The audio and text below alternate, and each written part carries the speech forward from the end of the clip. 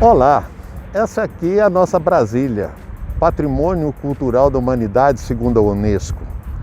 Isso é muito importante para a gente porque traz um reconhecimento internacional sobre a nossa cidade e uma grande possibilidade de atrair turismo para cá.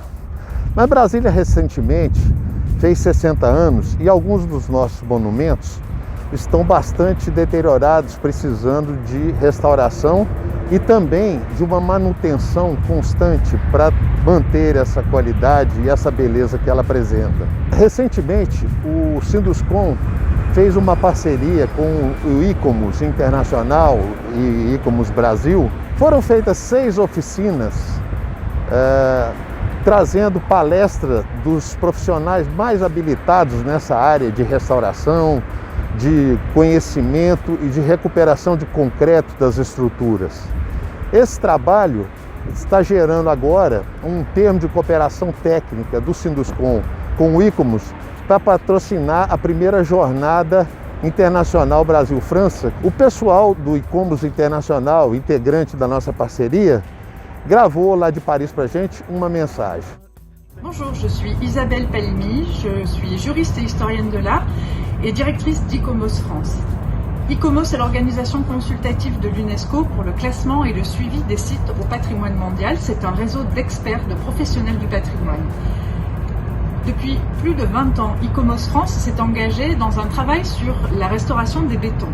Depuis 2017, nous avons initié un programme de colloques itinérants à travers le monde et sommes très heureux de faire une édition au Brésil sur le cas de Brasilia, inscrit au patrimoine mondial. Bonjour, je suis Bénédicte Gandini, architecte et historienne de l'art.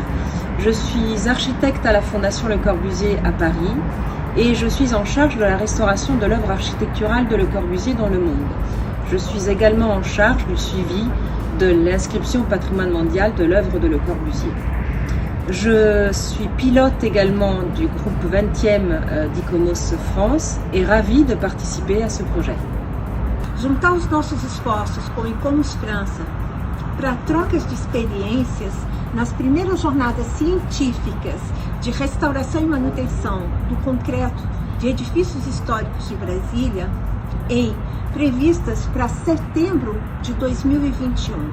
Os objetivos são de perenizar o papel da capital federal na promoção de novas técnicas construtivas sobre o concreto, de desenvolver o quadro produtivo e a cadeia produtiva da construção civil e dos sistemas dos edifícios patrimoniais e ampliar e aprofundar a expertise dos agentes e das instâncias locais na questão da restauração e reverberar a atuação de profissionais do serviço público e privado que atuam na área do patrimônio cultural hoje.